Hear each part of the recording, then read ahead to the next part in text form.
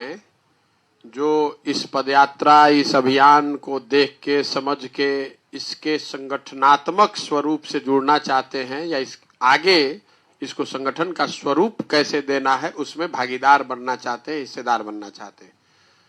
तो जितने लोग आप यहाँ बैठे हैं, मुझे मेरी जानकारी में मेरे पास जो फाइल है उसके हिसाब से यहाँ पर ऐसे करीब 200 लोग हैं ढाका प्रखंड में जो इस व्यवस्था से जुड़कर इसके संस्थापक सदस्य बनना चाहते हैं।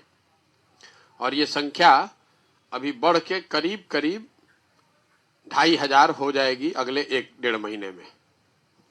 मतलब कोशिश हम लोग, मतलब अभी तक का जो अनुभव है कि 1% लोग, पॉपुलेशन का, जनसंख्या का 1%, अगर 40 लाख का जिला है तो 40,000 लोग वहां से संस्थापक सदस्य हर वर्ग से निकालने का प्रयास है। अब समाज में आदमी कहता है कि अच्छा आदमी बा का, अब किसी से पूछेंगे 100 में 1 आदमी तो अच्छा जरूर होगा एक आदमी तो अच्छा जरूर होगा। तो इसीलिए इसका जो टारगेट है 1% का, कि कम से कम समाज से 1% अच्छे लोगों को निकालिए और उनको इस व्यवस्था का मालिक मुखिया बनाइए। तो चूंकि आप आए हैं, इस व्यवस्था से जुड़ना चाहते हैं या आप सोच रहे हैं जुड़ने की, तो 2-4-5 बातें हमारे विषय में आपको जाननी चाहिए।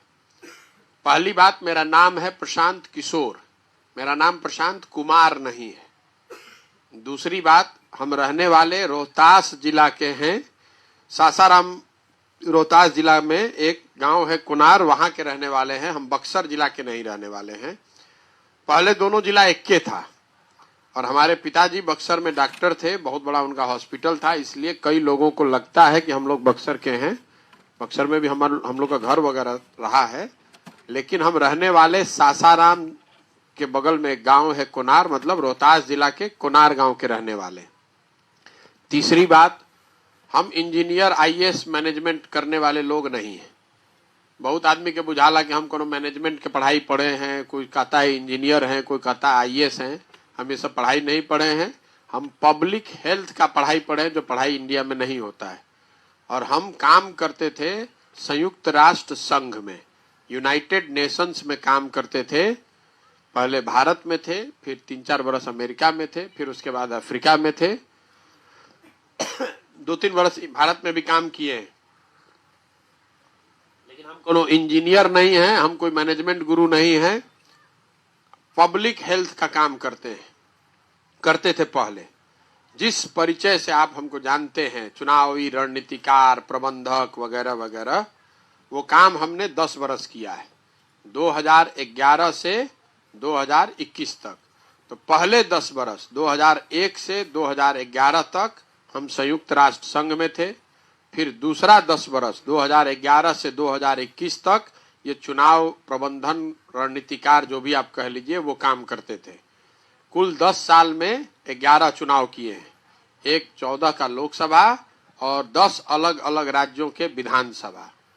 कोई चुनाव हारे जीतने की जो बात आप लोग सोचते हैं, एक यूपी का चुनाव छोड़ दीजिए तो कोई चुनाव कभी हारे नहीं है। लेकिन कई लोगों को ये लगता है कि अरे तो काल तक हई पार्टी का काम कर रहे थे, अब आके बिहार में घूम रहे हैं। आपसे भी लोग पूछता होगा, आपके मन में भी सवाल आता होगा। तो आपके जानकारी के लिए बता दें कि उस काम को 2 मई 2021 को हमने छोड़ा है। अभी हमने के दिसंबर 22 में बैठल बानी जा, तो मतलब 1.5 बरस पहले 2 मई 2021 को, जिस दिन बंगाल का और तमिलनाडु का रिजल्ट आया, उसी दिन हमने उस काम से संन्यास की या उस काम को छोड़ने की घोषणा राष्ट्रीय चैनल पर देश के सामने किया है। ऐसा नहीं है कि वहां काम छोड़े अगले दिन बिहार चले आए। फिर साल भर तक घर पर बैठे रहे, कोई काम नहीं किए। तो 2 मई 2021 से 2 मई 2022 तक, 1 साल तक कोई काम नहीं किए, घर पे बैठे थे 2 मई 2022 को हम बिहार आए और घोषणा की कि जन सुराज का एक अभियान शुरू करेंगे बिहार में एक नई राजनीतिक व्यवस्था बनाने के लिए। तो वो व्यवस्था शुरू की। 5 मई 2022 को हमने घोषणा की कि 2 अक्टूबर से पदयात्रा शुरू करेंगे गांधी भितिहरवा आश्रम से। ये बात आपको इसलिए बता रहे हैं कि आप में से ज्यादातर लोगों को लगता है कि काल तक हौ पार्टी कैलन, आज बिहार आ गइलन। हम उन लोगों में से नहीं हैं कि आज कुछ कर रहे हैं, कल सुबह कुछ दूसरा करने लगेंगे। जो काम करते हैं उसको करने से पहले बहुत लंबे समय तक उसको सोचना, विचारना, देखने समझने के बाद ही काम करते हैं। तो 2 मई 2021 को काम छोड़े, साल भर तक उसका अध्ययन किया, देखा, जांचा, परखा, बिहार में सब जो काम तैयारी के नजरिए से करना था उसको किया। उसके बाद 1 बरस के बाद 2 मई 2022 को बिहार आए, फिर 6 महीना लगाए उस पदयात्रा शुरू होने से पहले। तभी आप देख रहे हैं कि पदयात्रा इस तरह से सुनियोजित तरीके से किया जा पा रहा है, क्योंकि उसके पीछे साल 1.5 साल का प्लानिंग और मेहनत लगा हुआ है। एक और बात जो लोग समझ रहे हैं, बहुत लोग अभी जो जुड़ रहा है इससे, वो समझता है कि प्रशांत किशोर ये जो व्यवस्था बना रहे हैं इनसे हम जुड़ेंगे तो तुरंत चुनाव हमको जिता देंगे प्रशांत किशोर, क्योंकि इनके पास कोई फॉर्मूला है जिताने का। तो पहली बात तो हमारे पास कोई फॉर्मूला है नहीं, और अगर है भी तो भी मैं अपना जीवन का सब कुछ छोड़ के यहाँ पर किसी को, किसी व्यक्ति को, किसी समूह को चुनाव जिताने हराने नहीं आया हूँ। मेरा वो जीवन का लक्ष्य नहीं है। वो काम हमने 10 साल किया, अब तय कर लिया है कि अब वो काम हमको नहीं करना है। अब हमको करना वही है जो अभी कर रहे हैं, कि पहले समाज को समझें, समाज से अच्छे लोगों को निकालें, उनको एक साथ जोड़ें, और फिर उनमें से जो लोग सही हों उनको जिताने का प्रयोजन किया जाएगा। इसलिए अगर आपको ऐसा लग रहा है, आपको कोई जल्दी है, चुनाव लड़ना है या किसी चुनावी व्यवस्था में आप शामिल होना चाहते हैं, तो मेरा आपसे आग्रह है कि इस व्यवस्था से मत जुड़िए, क्योंकि आपको निराशा ही हाथ लगेगी। कल होकर आप कहिएगा कि भैया हमको चुनाव लड़ना है, तो कोई उपाय नहीं है। चुनाव लड़ने की जो व्यवस्था हम लोग बना रहे हैं, दल जब बनेगा तभी बनेगा। हम पदयात्रा ही 1-1.5 साल करेंगे, तब तक तो दल बनेगा नहीं। दल तो बनेगा जब पदयात्रा आधा बिहार कम से कम कर ले। एक जिला में हम 40 दिन 45 दिन हैं, और आपको कल्हे से हड़बड़ी होने लगेगा, कह रहे हम तो प्रशांत किशोर से जुड़ गए, हम अब चुनाव कैसे लड़े, हम क्या करें। तो इसलिए हम आपको पहले ही कह दे रहे हैं, अगर आपको हड़बड़ी है तो हम आपके लिए ठीक व्यक्ति नहीं है, जन सुराज आपके लिए ठीक प्लेटफॉर्म नहीं है। आप बिल्कुल बेझिझक जहां पर हैं वहीं रहिए, या उसी सब दल में रहिए। यहाँ पर आए हैं तो आपको कम से कम 3 वर्ष का नजरिया लेके चलना पड़ेगा। हम इतने बेवकूफ नहीं हैं, हमको मालूम है कि कब चुनाव है, लेकिन उसके लिए आज कुछ करने की जरूरत नहीं है। जो काम करने की जरूरत है वो काम किया जा रहा है। आप बेकार घबराहट में, जैसे रुआ आप वनडे मैच देखे होंगे, पहले 50 ओवर में रन मारे के बाद 30 ओवर में घबरा के सब मार उड़ के आउट हो गया। वो सिस्टम नहीं है। हम 50 ओवर तक पूरा हमारे पास समय है, हमको कोई घबराहट नहीं है। आपको घबराहट है तो पहले आप छोड़कर चले जाइए, फिर कल हो कहा कि हम पर दबाव मत बनाइएगा। एक और बात, जो ये पूरी व्यवस्था बन रही है, ये व्यवस्था दल बनाने की, सिर्फ आकर दल बनाकर चुनाव लड़ने की व्यवस्था नहीं है। ये समाज से सही लोगों को निकालकर उनके द्वारा दल बनाने की व्यवस्था है। हम दल बना लें और उसमें सबको शामिल कर लें, वो बात नहीं है। हम पहले ऐसे लोगों को ढूंढ रहे हैं जो दल बनाना चाहते हैं, फिर वही लोग दल बनाएगा, और वो उसका मालिक, मुखिया, शेयर होल्डर, हिस्सेदार बनेगा, उसका पार्टनर बनेगा, कार्यकर्ता नहीं बनेगा। हमारे पीछे झंडा लेकर ढोने वाले की बात नहीं है। अगर हम कह रहे हैं कि बेतिया में 10,000 आदमी इसमें जुड़ रहा है, तो 10,000 कार्यकर्ता नहीं है, वो 10,000 वो लोग हैं जो इसके मालिक, मुखिया, हिस्सेदार, पार्टनर बनकर उसको बनाने में जुड़ रहे हैं। उसके बाद कार्यकर्ता इसके बाद जुड़ेगा। तो इसलिए अगर आपको जुड़ना है तो एक ही तरीका है जुड़ने का, संस्थापक सदस्य बनने का।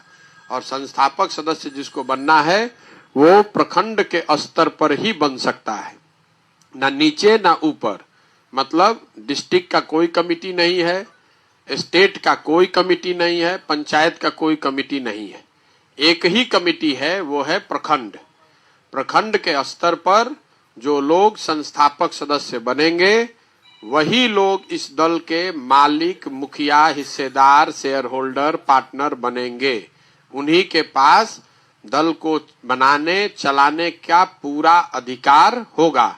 मान लीजिए कि पूरा बिहार से 1 लाख आदमी बना, तो उसमें आपका हिस्सेदारी 1 वोट का है, लेकिन वो 1 वोट का आपका पूरा हिस्सेदारी है, उसमें कोई किंतु परंतु नहीं है। अब जो प्रखंड के स्तर पर समिति बन रही है, इसका चुनाव कैसे होगा, इसी को बनाने में पूरी ताकत, पूरी शक्ति, पूरा समय ले रहे हैं।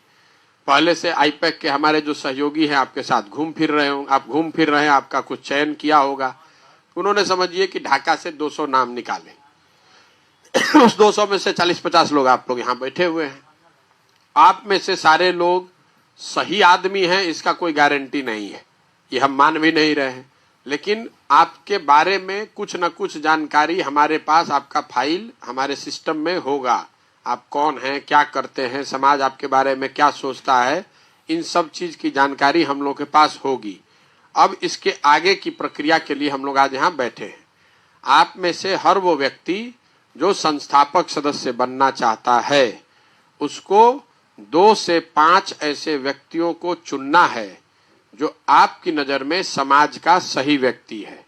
5 गो वर्कर नहीं बनाना है, 5 गो अपने मित्र दोस्त का नाम नहीं जोड़ना है, 5 ऐसे व्यक्ति का नाम खोजना है, 5 ऐसे व्यक्तियों के बारे में आप जानते होंगे जो आप समझते हैं कि समाज का सही व्यक्ति है, अच्छा किसान है, अच्छा डॉक्टर है, अच्छा समाज सेवी है, अच्छा नेता है, जिसको भी आप अच्छा मानते हैं, जो आपकी नजर में अगर इस व्यवस्था से जुड़ जाए, आपके साथ इस कमेटी में जुड़ जाए, तो इस कमेटी की ताकत बढ़ेगी, इस कमेटी का सम्मान बढ़ेगा।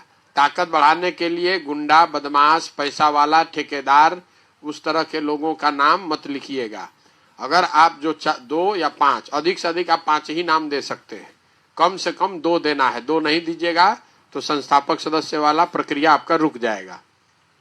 कम से कम 2, अधिक से अधिक 5। जब आप नाम देंगे, अगर वो नाम गलत होगा तो वो आपके खिलाफ नेगेटिव होगा, मतलब वो आपके अगेंस्ट रेड हो जाएगा कि ये इस आदमी ने किसी गलत आदमी को घुसाने का प्रयास किया, जानबूझ के किया हो चाहे अनभिज्ञता से किया हो।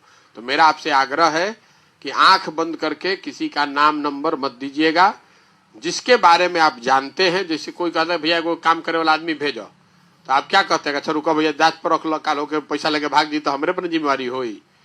उसी तरह की बात है, आपको उस आदमी का ही नाम बताना है जिस पर आपका भरोसा है कि नहीं ये आदमी गलत नहीं है, बहुत काबिल नहीं है, बहुत काम नहीं करेगा, वो ठीक बात, वो चलेगा, गलत नहीं होना चाहिए। और दूसरी बात, खाली नाम नंबर नहीं देना है, आप तक कोई ना कोई हमारा आदमी पहुंचा होगा, आपसे बात किया होगा, हम आपसे बात कर रहे हैं, ये काम आपको उसके साथ करना है। आपको उसको बताना है कि जन सुराज में वो क्यों जुड़े, ब्लॉक समिति में वो क्यों जुड़े, क्यों उसको संस्थापक सदस्य बनना चाहिए। जब आप वो नाम अगले 5 से 7 दिन 10 दिन में दे देंगे तो उस नाम को हम लोग एक साथ एक जगह संकलित कर लेंगे। मान लीजिए कि कुल मिला के 500 नाम हो गया, पहले चरण में हम लोग 500 नाम रिलीज करते हैं, तो 500 नाम आपको भेजा जाएगा। हर आदमी के पास 500 नाम, जिसके पास व्हाट्सएप होगा उसको व्हाट्सएप से, और नहीं तो दूसरे माध्यम से आप तक भेजा जाएगा। उस नाम पर आप में से अगर चाहें तो किसी भी व्यक्ति के नाम पर आप आपत्ति दर्ज करा सकते हैं। मतलब आप ये बता सकते हैं कि भैया जो वो सूची आयल 500 आदमी के, और में वो 203 नंबर पर जो एगो नाम है, वो आदमी बहुत बड़ा फर्जी है, या बहुत बड़ा धंधेबाज है, या शराब के माफिया है। तो किसी के आपत्ति दर्ज कराने से उस नाम को काटा हटाया नहीं जाएगा, क्योंकि कोई किसी के नाम पर कुछ बोल देगा। लेकिन मान ली कि 500 आदमी के भेजल गई, में एक ही कोई नाम है जिस पर 40 आदमी ने ऑब्जेक्शन कर दिया, इसका मतलब जरूर कोई बात है, नहीं तो 40 आदमी कैसे उसके नाम पे ऑब्जेक्शन करेगा। ये एक तरीका है आपसे राय लेने का कि जिन लोगों को आपके साथ जोड़ रहे हैं उनमें से कोई ऐसा व्यक्ति तो नहीं है जिसको आप जानते हैं कि ये गलत आदमी है। वो एक प्रक्रिया है। और जो नाम आपसे साझा करेंगे, 400-500 करें, 600 करें, 200 करें, उन नामों की पब्लिक सर्वे, पब्लिक स्क्रूटनी भी कराई जाएगी 2 स्तर पे, तो उसमें आपका नाम भी शामिल है। तो आपकी उसके लिए सहमति भी होनी चाहिए कि अगर आप सहमत हो रहे हैं कि आपको इसमें जुड़ना है तो आपके नाम का पब्लिक सर्वे कराया जाएगा। आपके एरिया में कोई जाकर पूछ सकता है कि भैया आपके बारे में लोग क्या सोचते हैं, अच्छा तो अच्छा, खराब तो खराब। कल हो के आप ये नहीं कहिएगा कि भैया हमारे नाम का जांच क्यों करा रहे थे। ये प्रक्रिया है कि जो नाम भी ब्लॉक समिति का हिस्सा बनना चाहता है उसके बारे में ब्लॉक के सारे लोगों से चर्चा की जाए, आपकी राय, आपका ओपिनियन, आपकी आपत्ति ली जाए, उन नाम पर पब्लिक में भी सर्वे किया जाए, उसके बाद ही उसको संस्थापक सदस्य के तौर पर माना जाएगा। पहला जो 500 संस्थापक सदस्य होंगे उसकी सूची मेरे जिला के कार्यक्रम खत्म होने के 15 दिन के अंदर अंदर जारी कर देंगे। वो 500 लोग, कम से कम 500 लोग, जिसको इस पूरे प्रक्रिया से जांचने परखने के बाद ठीक ठाक पाया गया होगा, उसको जारी करेंगे। इन 500 लोगों को समुचित तौर पर जो संस्थापक सदस्य, और आपसे जारी करने से पहले एक बार फिर आपसे फोन करके भी लोग पूछेंगे कि भैया अभी भी आप सहमत हैं कि नहीं। अगर मान लीजिए कि सब करने के बाद आपका खुदे का मन बदल जाए कि ना भैया हमको इसमें नहीं जाना है, तो आप उस समय भी हट सकते हैं। लेकिन एक बार नाम आपका संस्थापक सदस्य के तौर पर आ गया, प्रकाशित हो गया, तो उसके बाद आपको एक किट आएगा। मतलब आपको अपने घर पर झंडा लगाना होगा, आपको एक नेम प्लेट होगा, जो भी एक व्यवस्था है ताकि लोग जाने कि आप जन सुराज के संस्थापक सदस्य हैं। ऐसा नहीं कि आप कह रहे हैं कि जन सुराज के संस्थापक सदस्य हैं और दूसरे दल में जाकर मीटिंग भी कर रहे हैं। आप करना चाहें तो कीजिए, कहे से कि जन सुराज तो दल है नहीं, लेकिन आपको ये बताकर उस दल में भी जाना है कि आप जन सुराज के भी संस्थापक सदस्य हैं। ज्यादातर केस में बेहतर यही है कि आप 4 नाव पर न चढ़ें, लेकिन अगर आपको करना चाहते हैं तो क्या दूसरा दल वाला ही आपको हटा देगा। लेकिन हम लोग तो दल नहीं है, आप भाजपा में हैं और इसके संस्थापक सदस्य बनना चाहते हैं तो बनिए, हमें कोई दिक्कत नहीं है। लेकिन ये बताना पड़ेगा आपको कि हम भैया जन सुराज के संस्थापक सदस्य अपने जिला, अपने पंचायत, अपने प्रखंड से हैं। तो ये चीज आपको बताना पड़ेगा। वो नहीं बताइएगा तो संस्थापक सदस्य के तौर पर आपकी जो रोल है, आपकी भूमिका है, उसको हटा लेंगे। अब ये सब तो हुई आपकी जिम्मेवारियों की बात। इसके आपके अधिकार क्या होंगे? आपके अधिकार ये हैं कि प्रखंड के स्तर पर जन सुराज आपके यहाँ एक ऑफिस खोलेगा, जिसको जन सुराज नागरिक सहायता केंद्र कहा जाएगा। तो आप में से जो लोग कमिटी चुनकर आएगी, मान लीजिए 500 आदमी आ गया, वो लोग बैठेंगे, एक स्टीयरिंग कमेटी बन जाएगी, और फिर जब ये पूरा 2500 हो जाएगा तो पूरा उसका बाजाप्ता चुनाव होगा, ताकि प्रखंड का अध्यक्ष चुना जाए, प्रखंड का जिला सचिव चुना, वो सब चुनाव के जरिए ही होगा। उसको निकाला जाएगा और ये जो ऑफिस बनेगा आप ही के नियंत्रण में उसको चलाया जाएगा।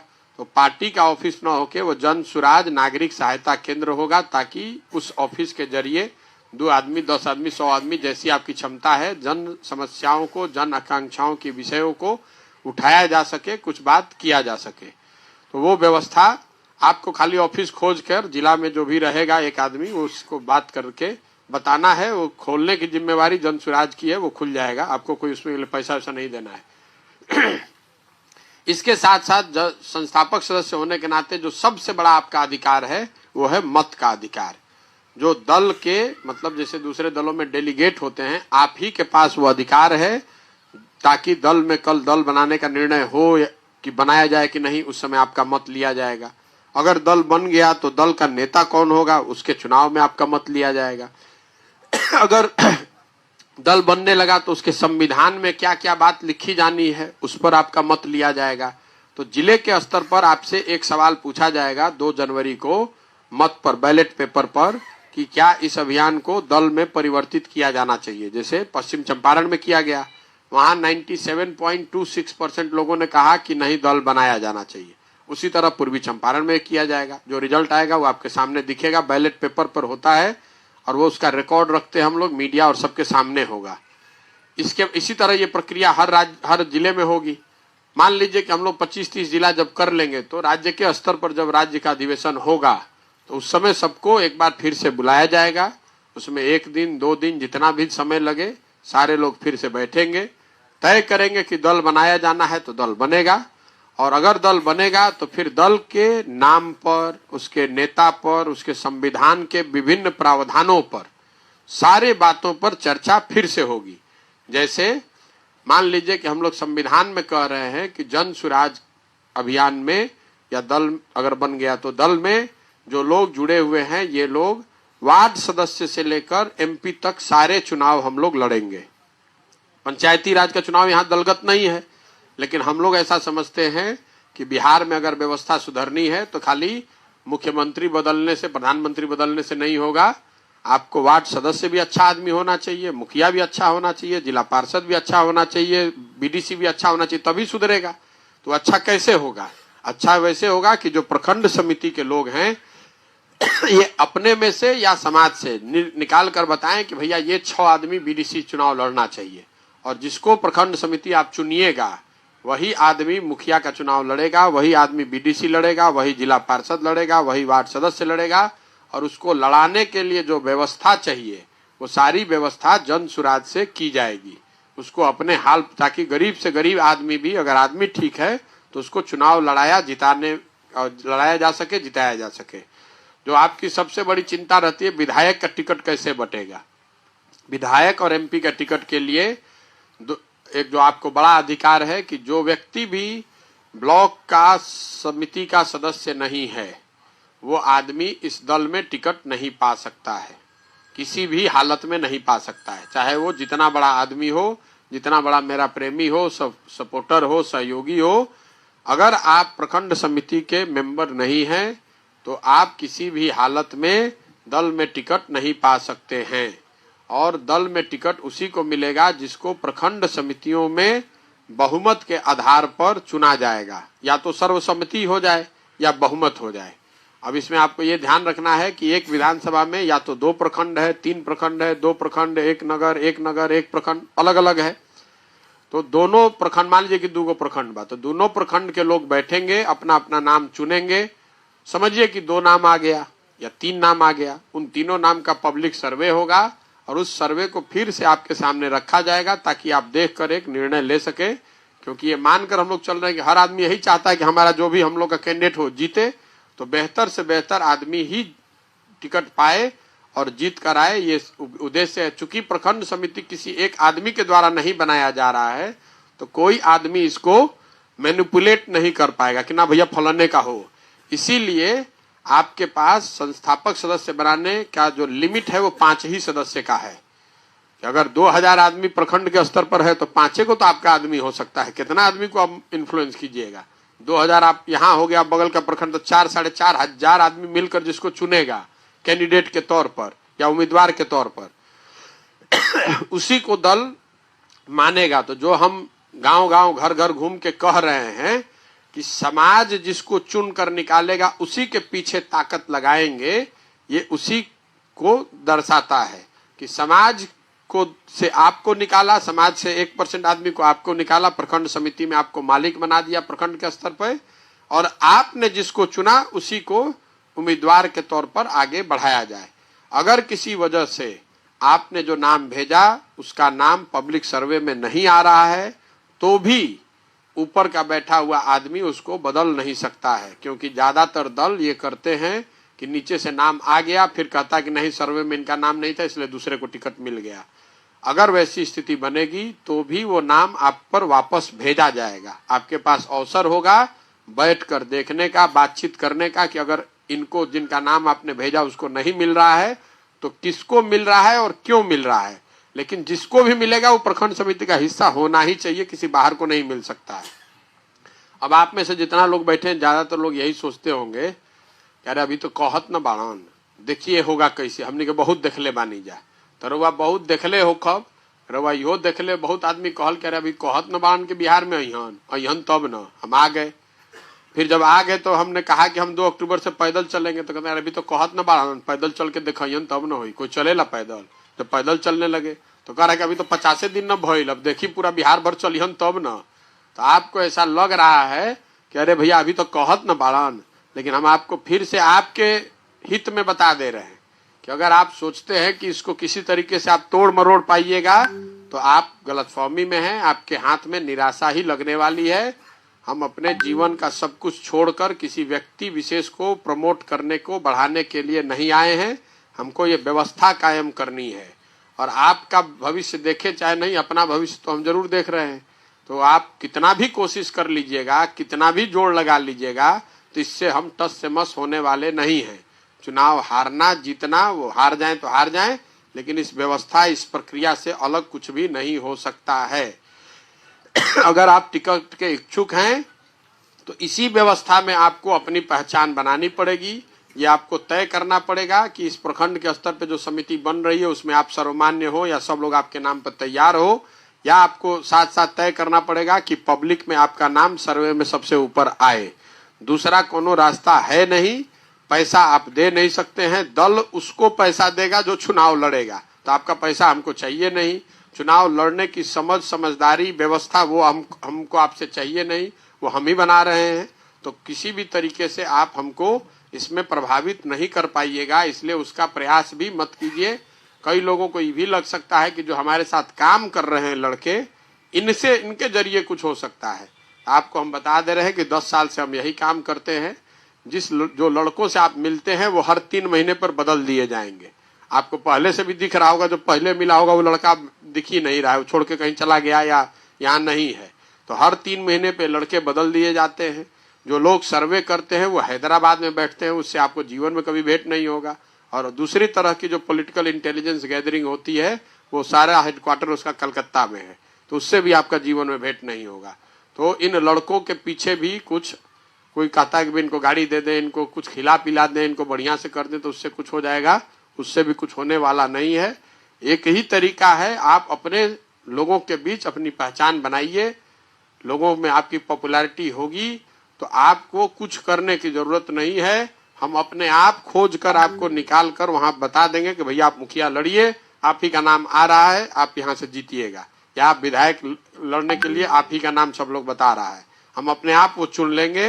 वो भरोसा रखिए। मैं रोज रोज कहता हूँ मैं इस अभियान का नेता नहीं हूँ, मैं इस बात का सूत्रधार हूँ, इस सोच का सूत्रधार हूँ, इस बात का गारंटर हूँ कि जिस सोच से, जिस अपेक्षा से, आशा से आप इससे जुड़ रहे हैं, इसमें आपके साथ धोखा न अभी हो न आगे किसी के द्वारा किया जाए।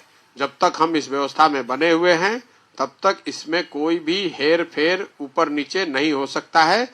अब आपकी क्षमता पर है कि आप वार्ड सदस्य के स्तर पर लड़ सकते हैं, कि आप मुखिया लड़ सकते हैं, कि विधायक लड़ सकते हैं। आपकी जो क्षमता है उसके अनुसार प्रयास कीजिए, ईमानदारी से जन स्वराज के बैनर के तहत अपने आप आपको वो जगह मिल जाएगी। एक अंतिम बात, चूंकि आप इस व्यवस्था से जुड़े हैं तो लोग आपसे ये भी सवाल कर सकते हैं कि ये पैसा कहाँ से आ रहा है इसको करने के लिए। तो मैं आपको बता रहा हूं कि पैसा कहाँ से आ रहा है। पैसा आ रहा है उन राज्यों से, उन लोगों से जिनको हमने जीतने में पिछले 10 साल में मदद की है। आज देश में 6 मुख्यमंत्री ऐसे हैं, 6 राज्यों में ऐसे लोग सरकार चला रहे हैं जिनको हमने जीतने में कंधा लगाया है। तमिलनाडु, तेलंगाना, आंध्रा, वेस्ट बंगाल, ऐसे लोगों से पैसा मांगा जा रहा है कि भाई बिहार में ये अभियान कर रहे हैं, इसके लिए थोड़ी थोड़ी मदद कीजिए। तो थोड़ा बहुत भी मदद करेगा तो उससे काम चल जाएगा। लेकिन इस व्यवस्था को आगे चलाने के लिए मैं देश का सबसे बड़ा क्राउड फंडिंग का व्यवस्था शुरू कर रहा हूँ। जैसे 2011 से पहले पता ना रहे कि सोशलो मीडिया के उपयोग हो सकेला, फेसबुको कोनो चिड़िया का नाम है जिससे इलेक्शन हो सकता है, उसी तरीके से अभी आपको पता नहीं है कि ऐसी व्यवस्था बनाई जा सकती है कि देश भर के लोगों से 50 रुपया, 100 रुपया, 200 रुपया मोबाइल के माध्यम से कैसे इकट्ठा हो सकता है। तो वो व्यवस्था हम बना रहे हैं ताकि जन सुराज में अगले 1.5-2 साल में 2 करोड़ लोगों से कम 100 रुपया लिया जाए। अगर 2 करोड़ आदमी 100 रुपया देगा तो 200 करोड़ रुपया हो गया। उसी 200 करोड़ रुपया से इसको आगे चलाया जाएगा। अगर 100 रुपये से ज्यादा दे दिया तो ज्यादा पैसा हो जाएगा, और ये पैसा मोबाइल के माध्यम से बैंकों के जरिए जनसुराज तक पहुंचेगा और उसको आप जाकर देख पाएंगे कि ये खर्च कहाँ पर हो रहा है, कहाँ से पैसा आया और कहाँ पर खर्च हो रहा है। किसी एक व्यक्ति से 50,000, 1 लाख, 5 लाख, 10 लाख, 1 करोड़ रुपया लेने का प्रावधान नहीं है। इसलिए नहीं है ताकि किसी जो व्यक्ति ज्यादा रुपया देगा वो ज्यादा अपना इन्फ्लुएंस करेगा कि नहीं भैया ऐसे नहीं वैसे होना चाहिए, किसी का न हो। इसीलिए ये व्यवस्था बना रहे हैं। अभी 5-7 दिन में चालू हो जाएगा, आपको दिखने लगेगा, ये आने लगेगा कि आप 100 रुपया, 200 रुपया कैसे दे सकते हैं। आप देना है दीजिए, नहीं देना है नहीं दीजिए, वो लेकिन 2 साल में हम उतना इकट्ठा कर लेंगे। तो पैसा कहाँ से आ रहा है उसके लिए कोई घबराने की जरूरत नहीं है। 1-1 रुपया जो आ रहा है वो चेक से आ रहा है और चेक से ही खर्च हो रहा है। वो पूरा प्रमाण है, पूरी उसकी व्यवस्था है। इतना हम बेवकूफ नहीं है। आप इतना व्यवस्था कीजिएगा तो आज जो देश में सरकार है वो 1 दिन चलने देगा, आपको अगले दिन पकड़ के ले जाएगा। तो ये सोच समझ कर आए हैं, उसके लिए चिंता करने की कोई बात नहीं है। लेकिन पैसे के अभाव में कोई आदमी चुनाव हार जाए, ये भी नहीं होना चाहिए। जब हम कह रहे हैं कि गरीब से गरीब आदमी भी बढ़िया आदमी अगर है तो उसको चुनाव लड़ाएंगे, तो अगर हम पैसे का व्यवस्था नहीं करेंगे तो चुनाव लड़ेगा कैसे? ज्यादातर आदमी यही सोचता है भैया हम तो बहुत मेहनत करते हैं, बहुत काबिल है, लेकिन हमारे पास पैसे नहीं है। आप दूसरे दल में जाते हैं, आपसे कहता है दो 1 करोड़ रुपया तब टिकट देंगे। हम ये कह रहे हैं कि आप काबिल आदमी हैं तो आपको पैसे की चिंता नहीं करनी है। 20 लाख रुपया जो लगना है वो दल लगाएगा। आप अपनी काबिलियत से समाज में अच्छा काम करके दिखाइए। ये पूरी सोच है। अब आपको जो सवाल जवाब करना है वो कर लीजिए। एक चीज और, जो संस्थापक सदस्य बनेंगे, एक बार जो बन गया उसके बाद जो नए लोग जुड़ना चाहेंगे उसका क्या होगा? क्या वो फिर और लोग संस्थापक सदस्य बन सकते हैं कि नहीं?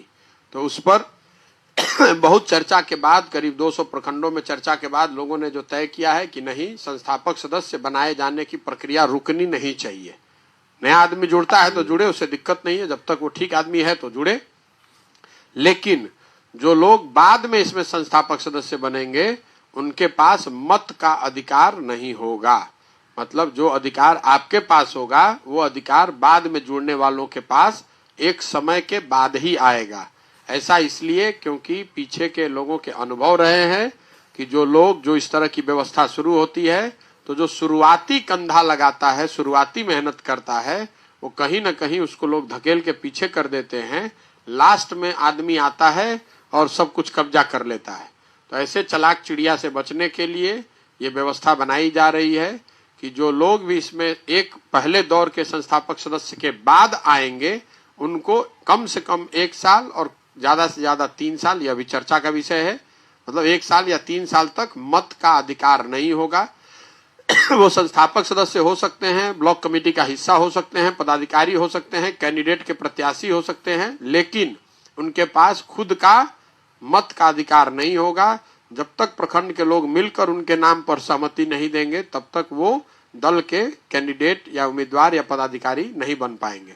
अब आपके प्रश्न और सुझाव अगर कुछ हैं तो आप दे सकते हैं। बहुत बहुत धन्यवाद। आप में से जो भी सवाल पूछना चाहते हैं,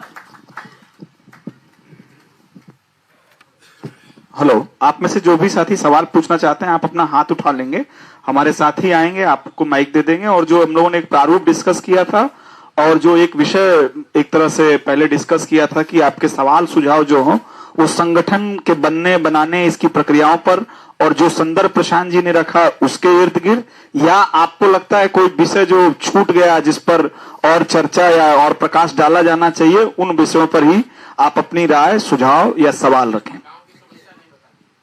वो कॉन्टेक्स्ट एक बार हम लोग जी, मतलब जैसा कि पहले भी हम लोगों ने चर्चा की कि अपने समाज, गांव, क्षेत्र के समस्याओं के चर्चा के लिए यह बैठक नहीं है, संगठन निर्माण की बैठक है। तो बातचीत उसी के इर्द गिर्द करेंगे।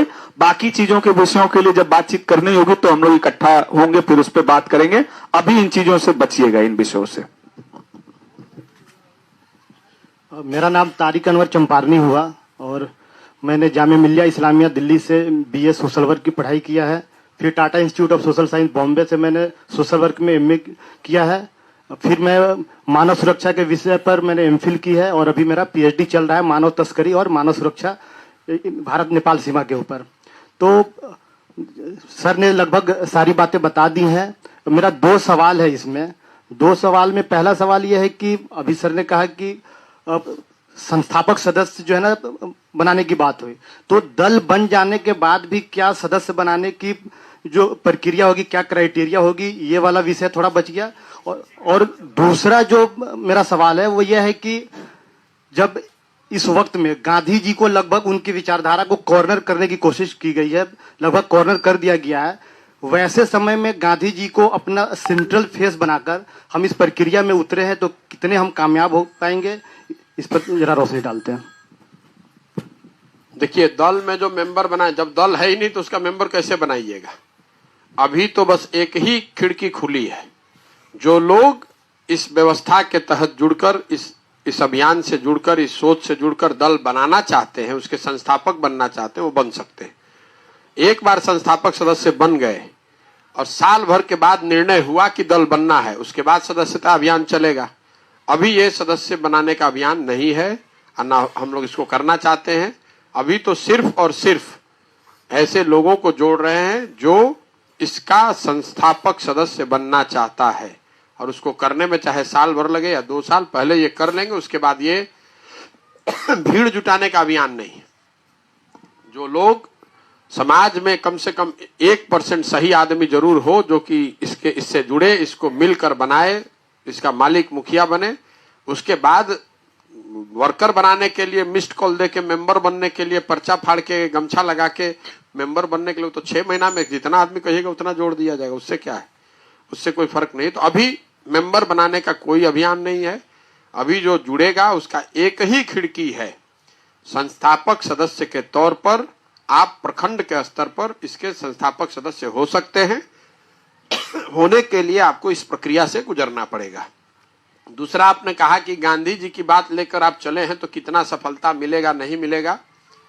अब कितना मिलेगा नहीं मिलेगा ये तो समय और भविष्य के गर्त में है, लेकिन मेरी जो समझ है ये समय की मांग भी है, और चुनाव के नजरिए से भी आप इसको कम करके मत आकिए, इसकी बहुत ताकत है।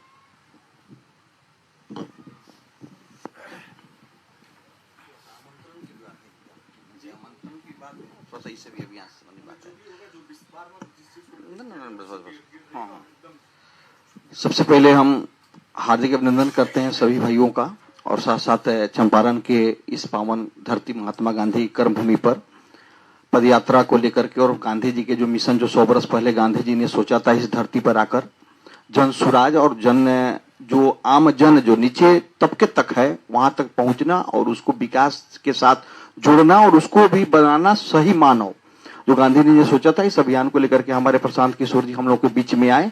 पुनः उनका हम तहे दिल से अभिनंदन करते हैं और धन्यवाद देते हैं जो गांधी जी के विचारों को लेकर चल रहे हैं।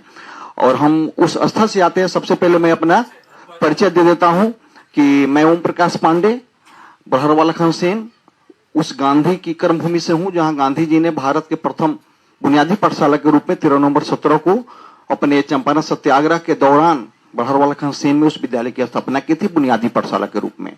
भारत के प्रथम बुनियादी पाठशाला जो 13 नवंबर 17 को स्थापित है।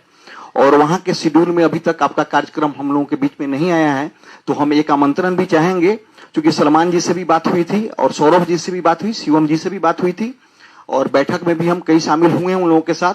तो हम आपसे सादर निमंत्रण और आमंत्रण देते हैं, निवेदन करते हैं कि आपका एक कार्यक्रम बड़हरवाला खनसेन में भी बने, जहां गांधी जी ने 105 वर्ष पहले भारत के प्रथम बुनियादी पाठशाला के रूप में 13 नवंबर को उस विद्यालय की स्थापना की थी।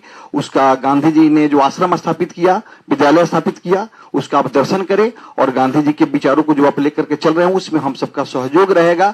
जो आपका मिशन है कि एक उस जन तक पहुंच करके उसके विचार को जानना और सच्चे जन को खोज करके सुराज की स्थापना करना, यह बहुत ही अनमोल चीज है। और उस चीज को जो गांधी जी ने सोचा था उसको आप लेकर चल रहे हैं, इसमें तहे दिल से आपका स्वागत है। और कोशिश रहेगा कि हम सबका सहयोग आपको मिले और अच्छे लोग इसमें आवे, ताकि लोकतंत्र जो एक सपना है वह सपना साकार हो सके। लोकतंत्र में, जनतंत्र में जनता का विकास हो सके, किसी व्यक्ति का विकास और किसी पार्टी का विकास न हो। इसके लिए आपको पुनः बहुत बहुत धन्यवाद, बहुत बहुत धन्यवाद। मत कीजिए, हम खुद ही लेके एक एक व्यक्ति, कोई बचेगा नहीं, सब तक आ जाएगा।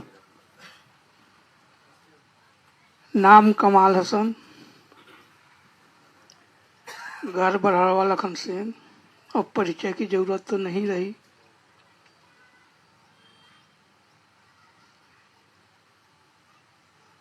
सामाजिक अवस्था व्यवस्था को देखते हैं, खंगालते हैं, प्रयास करते हैं समस्या दूर हो। हमारे भाई ने एक सवाल किया था और आपने भी एक के परिचय दिया था लोगों का। अच्छे व्यक्तियों की पहचान। हमारे ग्रामीण और हमारे मित्र ने बोले कि खोज अच्छा व्यक्ति समाज में है, था, रहेगा। लेकिन हम अच्छे व्यक्ति का आकलन हम आप लोगों के बीच में एक टिप्स देना ही चाहेंगे। हम मनुष्य हैं, मनुष्यता होनी चाहिए। मनुष्यता का आधार मानवता है। इससे बड़ा कोई अच्छा व्यक्ति नहीं है। लेकिन हमारे भाई ने गांधी जी के बारे में बोले और वह एक स्पष्ट, चूंकि हमें भी भावना आई कि कुछ हम बोल दे। आप व्यक्ति हैं, हम व्यक्ति हैं, सभी मनुष्य हैं, लेकिन मनुष्यता के लिए करुणा अनिवार्य है। करुणा कहते हैं किससे? करुणा को आप समझे क्या? जिसको दूसरे के दुख हटाने की चाहत हो। उसके साथ एक आता है संयम।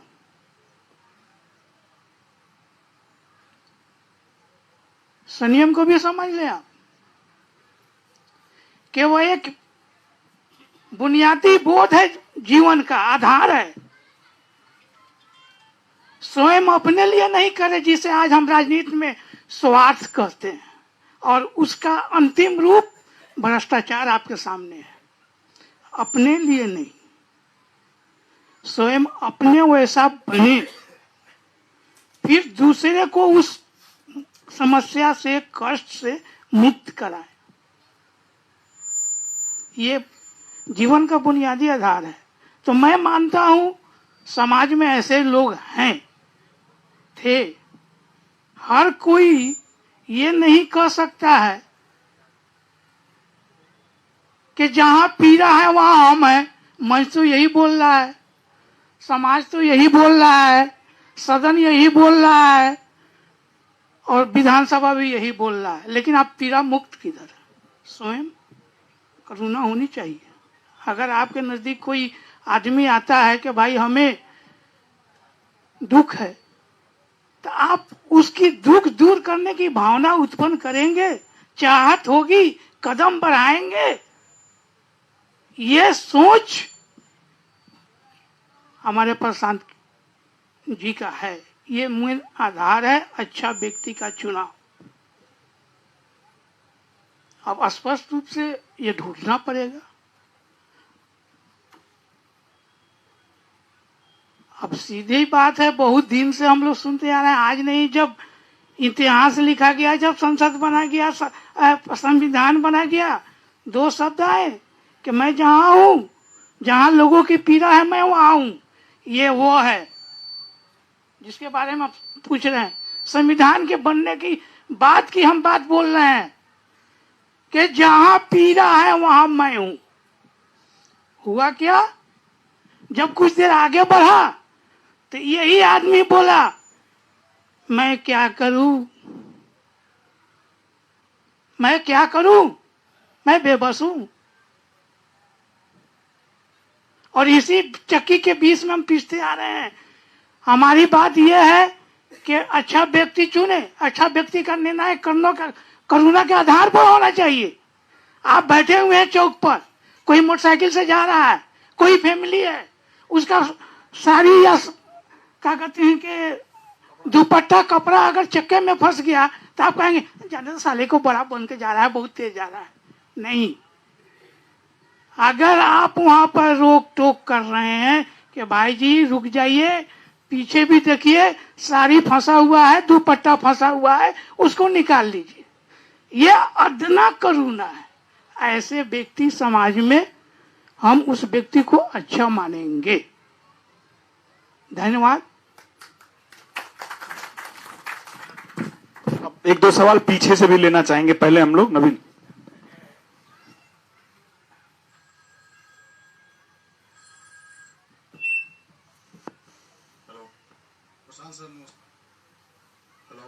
प्रशांत सर नमस्कार। मेरा नाम विभूति चौहान है और मैं प्रखंड और गाँव पंचायत में स्थायी निवासी है। जैसा कि विदित है, मैं आपको पिछले 1.5 साल से बात कर रहा हूँ, देख रहा हूँ। मैं 2010 में पलायन करके गया था दिल्ली सिविल सर्विस की तैयारी करने, मेंस भी लिखा होगा। और इस बार बीपीएससी जैसे कि आपको ज्ञात हो, 8 मई को पेपर लीक हुआ था, तो उसमें शामिल रहा। तो दोबारा जब एग्जामिनेशन हुआ तो उसमें भी शामिल रहा। 112 रिजल्ट था मेरा, 112 नंबर था 150 में और प्रोविजनल में। और जब फाइनल रिजल्ट आया, जैसे डेट को मुझे याद नहीं, आग लगे, तो उसमें मेरा सही जो था उसमें से 8 कम करके मेरा 105 रिजल्ट दिया गया और मैं बाहर हो गया। सर मैंने बहुत एकाग्रता से आपको सुना है, लेकिन मेरा एक छोटा सा प्रश्न बस है मात्र कि जैसे कि आपने बताया कि भाई इस संगठन से जो अभी नवनिर्मित होने जा रहा है या होगा, तो उसमें जुड़ने के लिए आप जो भी क्राइटेरिया आपने तय किया, तो जो व्यक्ति दुर्भाग्य से पलायन कर गया 10 साल 12 साल 15 साल पहले, तो उसको समाज में, मेरे गांव में तो मुझे ही व्यक्तिगत तौर पर ठीक से लोग नहीं जानते, तो मैं किसको कहूँ कि भाई अच्छा है वो बुरा है। तो मेरा बस आपसे यही कहना है कि इस संगठन से जुड़ने के लिए एक प्रत्यक्ष तरीका भी आप अपनाइए। और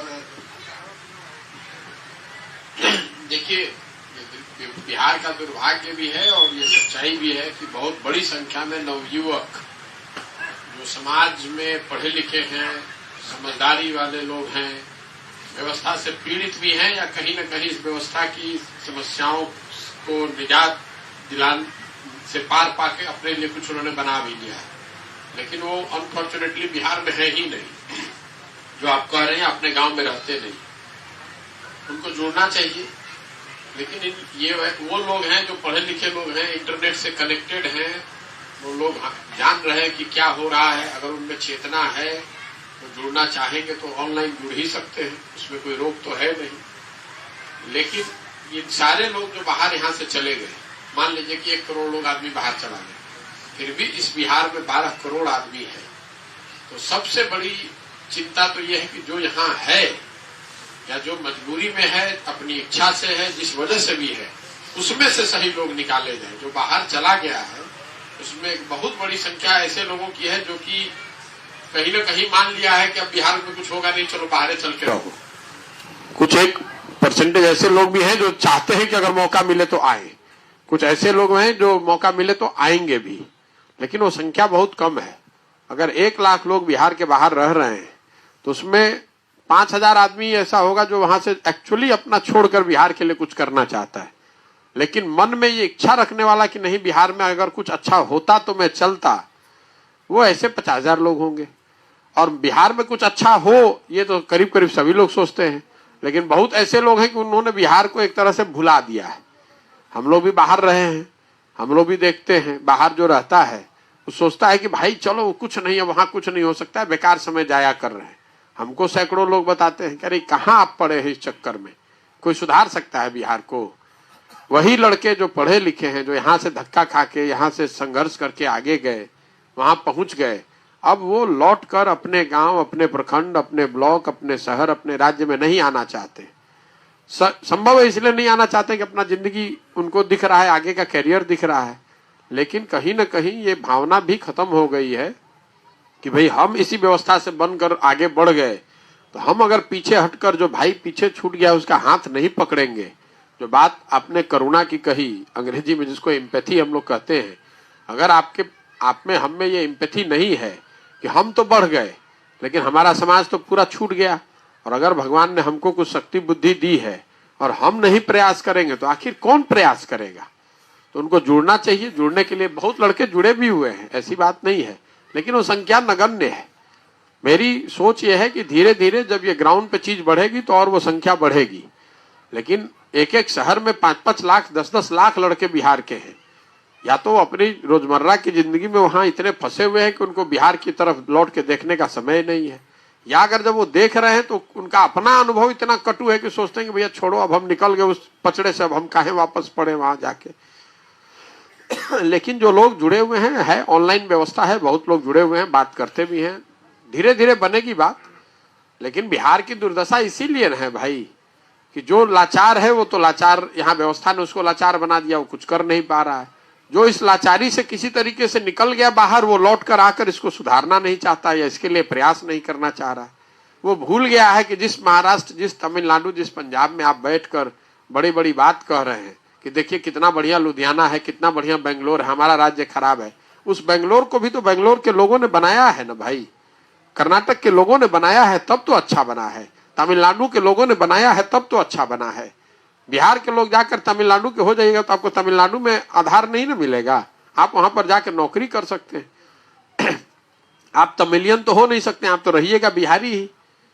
तो अगर आप में ये चेतना नहीं है, आप में ये संवेदना नहीं है, तो वो तो हम यहाँ से नहीं जगा सकते। हम अपनी ओर से प्रयास कर रहे हैं कि कम से कम जो यहाँ है, जिसके बच्चे यहाँ हैं, यहाँ तो समस्या है कि आपके बच्चे अभी आधे पेट जी रहे हैं, आधे पेट खाना उनको मिल रहा है, उनके शरीर पर कपड़ा नहीं, उनको पढ़ाई की साधन नहीं है, फिर भी जाति धर्म का अफीम इतना आपके हमारे नस में डाल दिया नेताओं ने कि हमको आपको अपने बच्चों का भी कष्ट नहीं दिख रहा है। जो बाहर है वो तो फिर भी बहुत बाहर है, अपने सामने आपके लड़के भूखे पेट सो रहे हैं, लेकिन जाति का धर्म का इतना नशा घुसा दिया है नस में 30-40-50 सालों में कि आपको अपने बच्चे का दर्द नहीं दिखता है। जब आप वोट देते हैं तो आपको अपने बच्चे की बेरोजगारी, उसकी बदहाली नहीं दिखती है, आपको अपना धर्म दिखता है, आपको अपनी जाति दिखती है, आपको फिजूल की बातें समझ में आती है कि पुलवामा में क्या हो रहा है, पाकिस्तान में क्या हो रहा है, उससे क्या लेना देना है। हम तो रोज मन से ये बात कह रहे हैं कि जब आप अपने बच्चे की चिंता नहीं कर रहे हैं तो कैसे बिहार सुधरेगा। आप चिंता कीजिएगा तब सुधरेगा। बीपीएससी की आप बात कर रहे हैं, प्रश्न पत्र लीक कर, भाई जो आदमी शिक्षा मंत्री है या अभी तक था, जब प्रश्न पत्र लीक हुआ तो वही जो आदमी प्रश्न पत्र लीक करने के लिए पकड़ा गया वो तो शिक्षा मंत्री के साथ उसका फोटो छपा, तो कैसे सुधरेगा। जब शिक्षा मंत्री ही प्रश्न पत्र लीक करा रहा है तो कैसे सुधरेगा आप बताइए। जब अगर जो माँ घर में खाना बना रही है वही खाना में अगर कुछ मिला दे तो कैसे कोई बचा सकेगा आपको। आप और हम ये जो बात सोचते हैं कि शिक्षा खराब है, रोड खराब है, अस्पताल खराब है, भ्रष्टाचार है, ये सब तो पेड़ की टहनी है। जड़ में तो ये बात है कि जो लोग इस व्यवस्था को बना रहे हैं, चला रहे हैं, जब जड़ में ही घुन लग गया है तो सारी टहनी, सारी पत्ते आपको खराब ही नजर आएंगे। जब तक हम लोग जड़ को नहीं सुधारेंगे, और जड़ में नेता नहीं है, जड़ में समाज है। जब समाज नहीं सुधरेगा, आप और हम इसकी चिंता नहीं करेंगे कि भाई हम लोग जब तक नहीं जगेंगे, अच्छे लोगों को नहीं चुनकर लाएंगे, अच्छे लोग राजनीति में नहीं आएंगे, तब तक बिहार नहीं सुधर सकता है। और यही प्रयास है जन सुराज का कि लोगों को बताया जाए कि खाली बैठ के गलचौर करने से, खेत में खलिहान में चाय के दुकान में बैठ के खाली गाना गाने से, बतियाने से कि ये चोर है, ये खराब है, ये तो सबको मालूम है कि है। सुधरेगा कैसे ये ना बताइए। आप क्या करना चाहते हैं ये ना बताइए। खाली बैठ के बतियाने से थोड़ी ना सुधरेगा। यही बताने का अभियान है ताकि कुछ लोग सुने, समझें और ठीक लगे तो इसमें जुड़े कि नहीं भाई हम करेंगे प्रयास, अपने स्तर पर करेंगे। एक प्रशांत किशोर के करने से तो होगा नहीं, हजारों लोग करेंगे तब हो सकता है।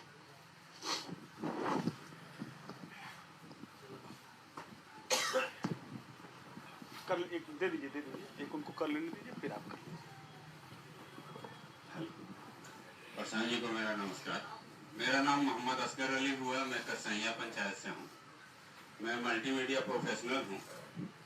इसके पहले मैं बेंगलोर में था, उसके बाद मैं पटना में अपना इंस्टीट्यूट डाला था, और बेरोजगारी जो उनका मुख्य मुद्दा है उसी को सोच करके मैं आया था कि मल्टीमीडिया फील्ड यहाँ पे बहुत वीक है, मैं पटना में कुछ कर पाऊंगा। लेकिन अनफॉर्चुनेटली बोलिए कि अपना लॉकडाउन लग गया, और उसके बाद बहुत सारे कंपनी बर्बाद हुए, उसमें मैं भी एक हूँ। मैं अब कामना कर सकता हूँ, मैं इनको बहुत दिनों से फॉलो कर रहा हूँ। लगभग जब जन की बात, एक बिहार की जब हो रही थी तभी से मैं फॉलो कर रहा हूँ। मैं ये आप लोगों को विश्वास दिला सकता हूँ कि प्रशांत सर जो है ये रूट लेवल का बात कर रहे हैं, नीचे ग्राउंड लेवल की बात कर रहे हैं। और जो अपने यहाँ एक कहते हैं कि ठगाई थी अब चलने वाला नहीं है, इतना विश्वास जो इन्होंने रूट लेवल की बात की है, जिस तरह के संगठन को बनाने की बात की है, उसमें गुंजाइश नहीं बचती है। बहुत कम गुंजाइश है कि कोई भी व्यक्ति इसमें बाईपास कर लेगा, यानी कि आगे चला आएगा, किसी को छोड़ करके ऊपर आ जाएगा। इसमें मुझे जो एक सबसे बड़ा जो मेरे मन में एक सवाल आ रहा है प्रशांत जी से, वो है संविधान। जो हमारे पार्टी तो गठन होना है, मुझे जहां तक लग रहा है कि 100% लोग आपको सपोर्ट कर रहे हैं। 97 का मतलब है अप्रोक्सीमेटली 100% लोग सपोर्ट कर रहे हैं कि आप पार्टी बनाएं। तो जो संविधान होगा, आज हमारे देश का जो संविधान है उसका प्रस्तावना या उसकी जो फर्स्ट लाइन है वही हमारे आम जन, मैं समझता हूँ कि यहाँ पे बैठे 70% लोगों को नहीं मालूम। तो जो हमारा पार्टी संविधान होगा उसको समझ हम इस स्तर के लोगों पे, ग्रामीण स्तर के लोगों में कैसे पैदा करेंगे, और उनकी जो राय होगी, उनकी समझ को हम कैसे उच्च स्तर तक, यानी कि पार्टी के उच्च स्तर तक पहुंचाएंगे? इसके लिए अगर कोई रोड मैप है तो। देखिए, आपने जो पार्टी के संविधान की बात की, कई लोगों को लगता है कि समाज जो अशिक्षित समाज है खासकर, उनको बातों की समझ नहीं है। ये हम लोगों का भ्रम है। मैं आपको एक आंकड़ा बताता हूँ, दूसरे लोगों को भी बताता हूँ, समझाता हूँ। बहुत लोग कहता है कि भैया इतना अशिक्षित है बिहार, इसीलिए हम लोगों को समझ में नहीं आता, इसीलिए जातिवाद है, इसीलिए सब गलती है। ऐसी बात है ही नहीं। जिस बिहार में, जिस देश ने गांधी को लीडर बनाया, उस समय देश में कितने लोग शिक्षित थे आपको मालूम है? 18%। और बिहार में शिक्षा का स्तर उस समय था 13%। तो जो बिहार का समाज 13% शिक्षित था, मतलब कि करीब करीब पूरा समाज ही निरक्षर था, 87% लोग निरक्षर थे। उस निरक्षर समाज ने गांधी को अपना लीडर बनाया। आज कागज पर 77% लोग बिहार के शिक्षित हैं, तो हमने आपने किसको लीडर बनाया है? हमारे आपके सामने है। तो फॉर्मल शिक्षा का बहुत बड़ा महत्व है।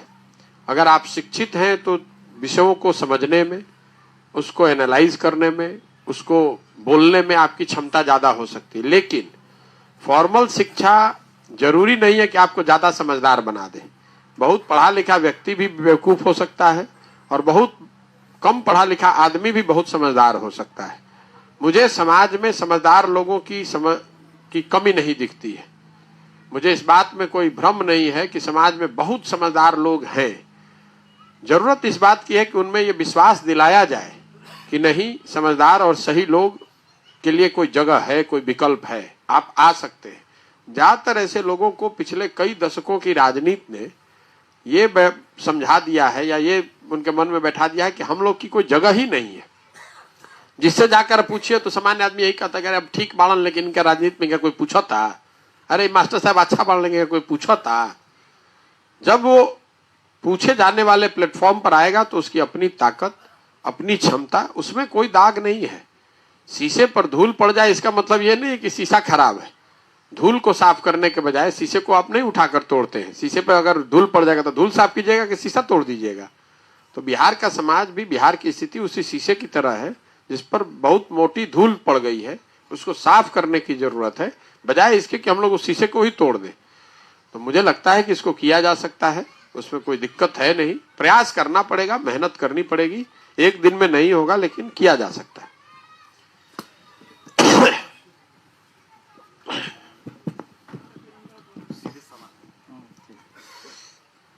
मैं माननीय प्रशांत किशोर जी द्वारा ब्लॉक स्तर पर चुने हुए लोगों के साथ जो जन संवाद किए, इसके लिए मैं हार्दिक स्वागत करता हूं।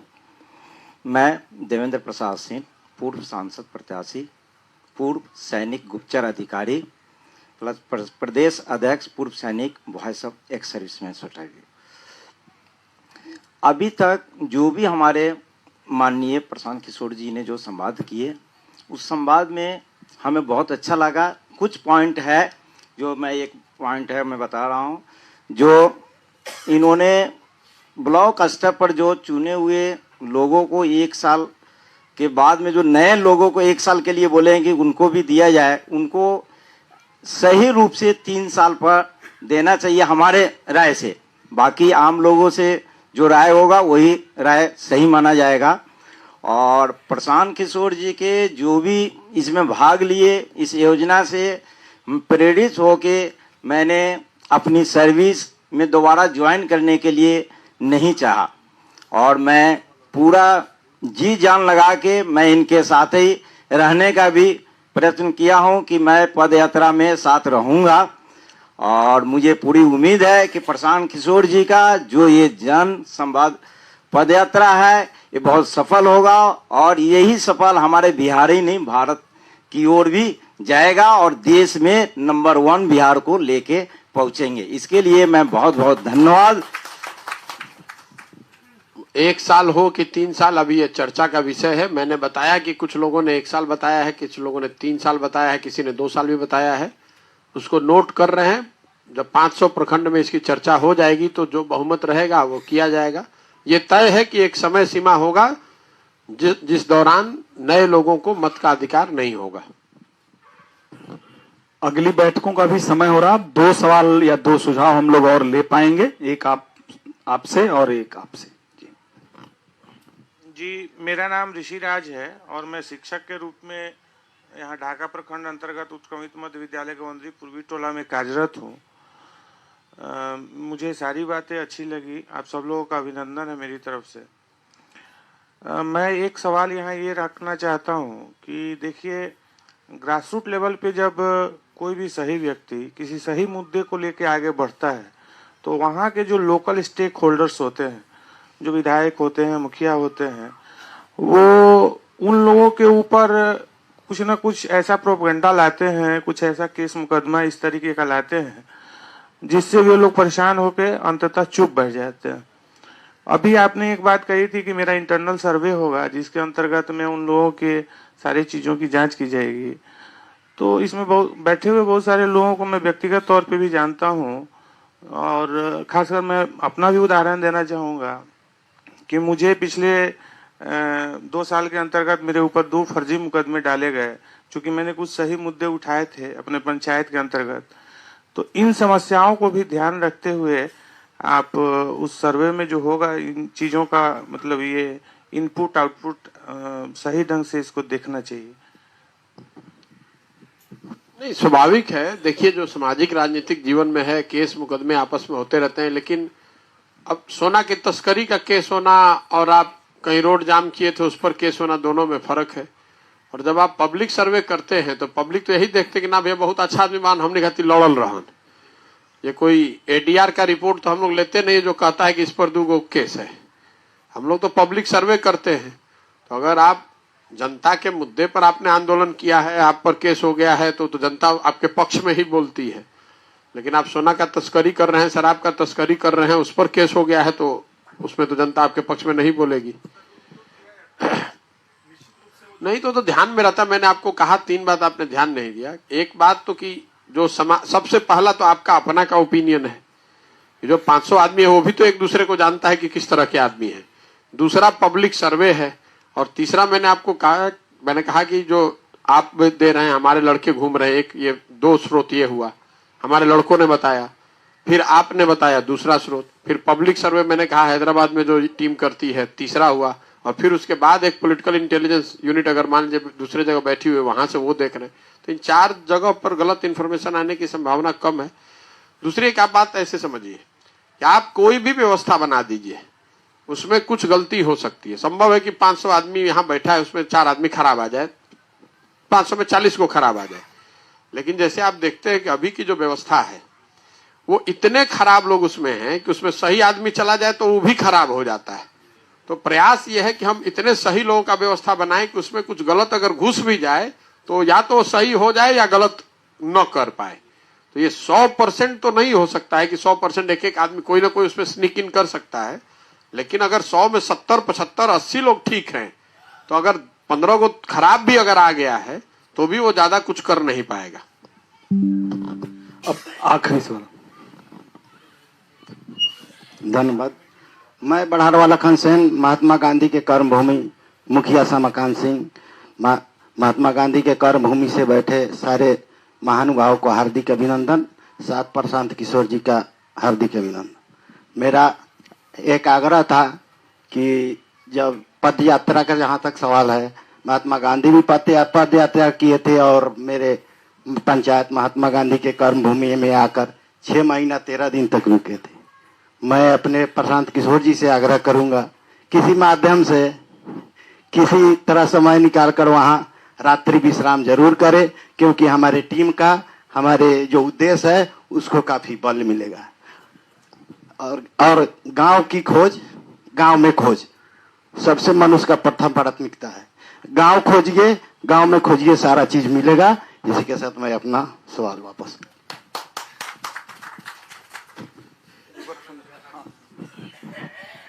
अब हम लोग मतलब आगे 1-2 बैठकें और हैं उनको भी करना है, और अभी जो बैठक थी एक बार मैं इसको जो अभी तक बातचीत हुई, आगे क्या कदम होंगे, आगे क्या प्रक्रिया होगी, आगे हमें क्या करना है, उस पर बात करके इसको अब हम लोग संपन्न करेंगे।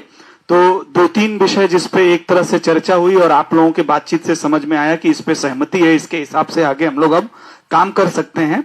उसमें नंबर 1 चीज ये है कि आप जितने भी लोग यहाँ पे उपस्थित हैं, आप सब लोग को इस व्यवस्था का संस्थापक सदस्य माना जा रहा है। फिर भी आपसे एक बार पुनः सहमति के लिए संपर्क साधा जाएगा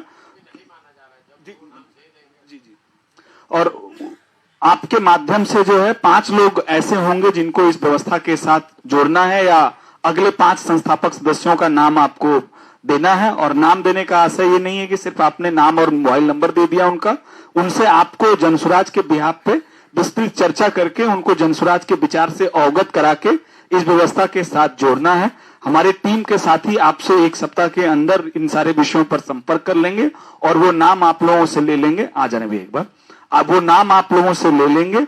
उसके बाद पुनः जो है आप लोगों से जितने भी लोग उस पूरी व्यवस्था में इस पूरे माध्यम से जिनका नाम सूचीबद्ध होगा, जैसा कि इस विषय पे चर्चा हो रही थी कि कोई सही या गलत व्यक्ति कौन होगा, उस पे एक आप लोगों का भी राय, आप लोगों का भी सुझाव एक दूसरे के बारे में लेने के लिए एक प्रक्रिया की जाएगी, जिसमें अगर आपको लगता है किसी व्यक्ति पर आपकी कोई राय, आपकी कोई आपत्ति है, तो वो जानकारी देनी होगी आपको।